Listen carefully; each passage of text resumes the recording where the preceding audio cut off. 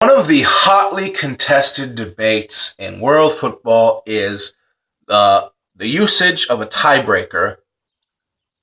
Should it be goal difference or should it be head to head? And many people have different opinions on this. Some people, one of the most common ones I see, are those who favor goal difference if it's a long league season, like the Premier League, where everyone plays 38 games. And others favor head to head if it's a short tournament, like a World Cup.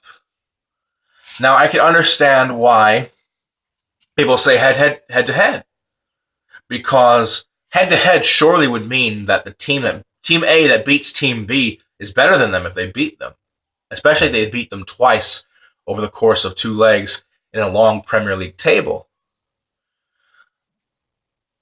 And the other side, let's say goal difference, because goal difference is a better reflection of a team's overall performance and quality in a league and in a tournament. Even if they lose to another team that they finish level on points, their goal difference, the number of goals scored, number of goals conceded, shows how they are as a team over the course of a certain period of time.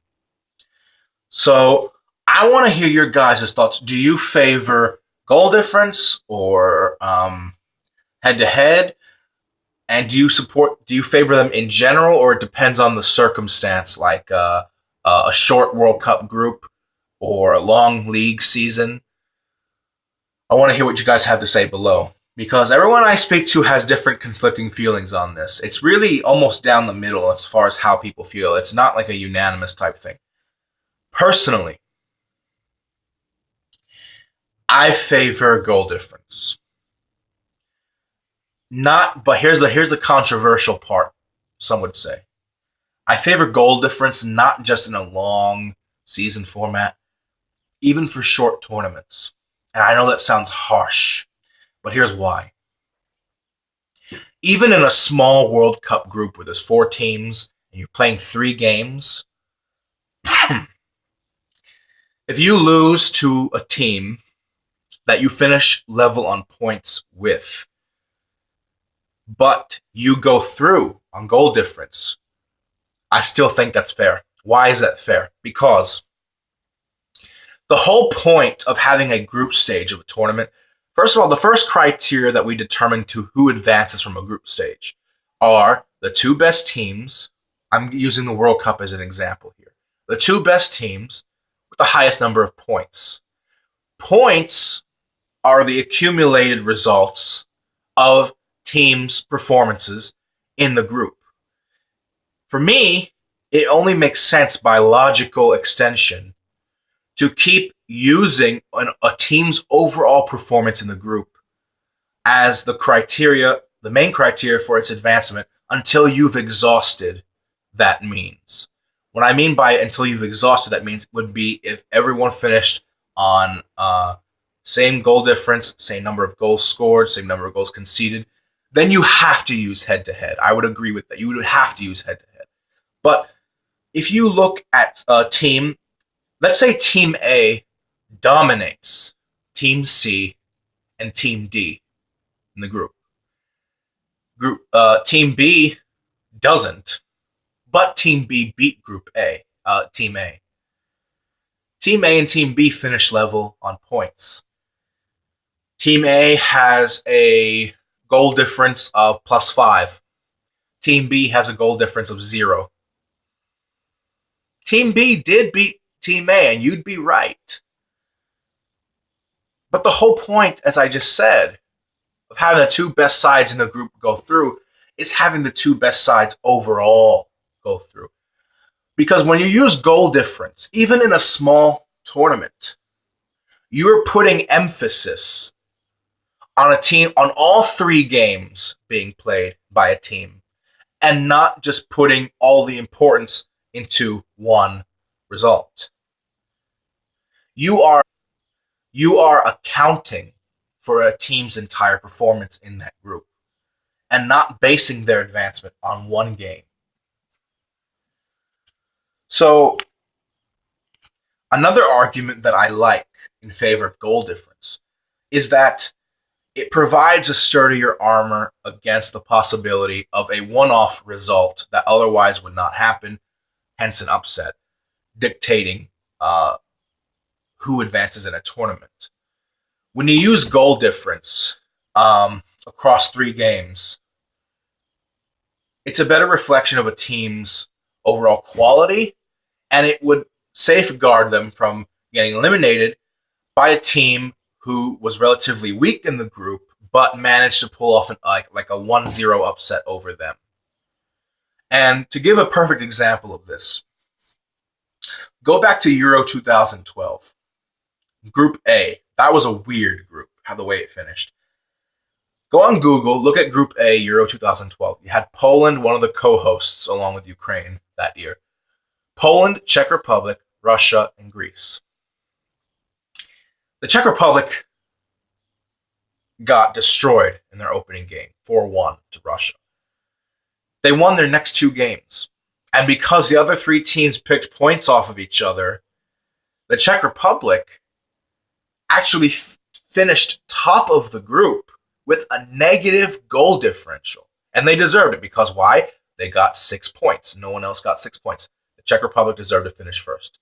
I'm just giving you an idea of how wacky that group was.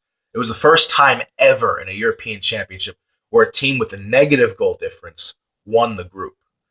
Not just advanced, but finished first. Russia and Greece are the examples I want to use here. Russia finished the group with 4 points. Greece finished the group with 4 points. But Russia, over the course of the 3 games, for anyone who saw it, were dominating.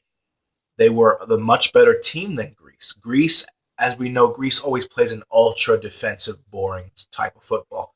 Euro 2004 was not the exception.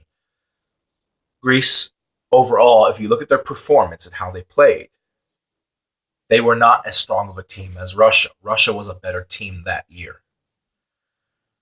But, and heading into that game, Russia had a much superior goal difference.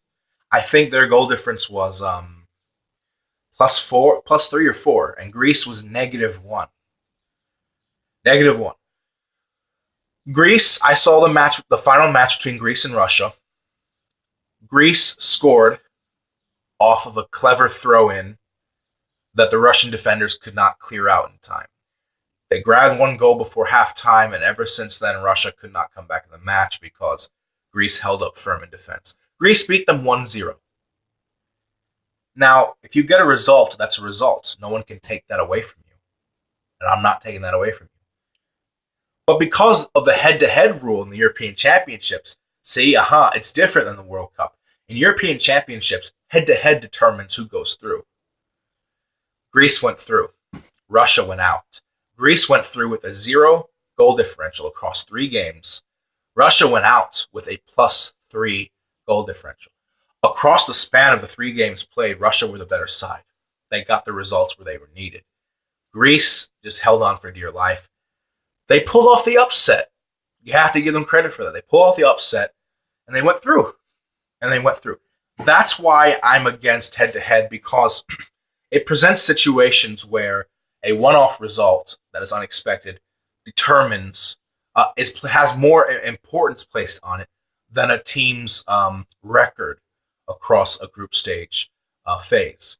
And because of that, you had arguably the best team quality in that group that year. Russia didn't go through. The Czech Republic and Greece did. So those are just 2 of the main reasons why I favor goal difference. Basically, to boil it all down, because I want to wrap this video up, is the number 1 reason is it's more reflective of a team's overall performance. And number 2 is it provides better protection from a weaker team advancing due to an upset. So there's a higher chance of the best teams going through. So there you go. Those are my reasons why I support goal difference. Yes, even in smaller tournaments. Like I said in the beginning of the video, let me know your thoughts below. Like, subscribe, comment, and I will be very interested to see what you have to say. You're You're welcome to disagree with me. That's okay. I like having this kind of discussion. So until then, guys, I'll see you in my next video. Peace out.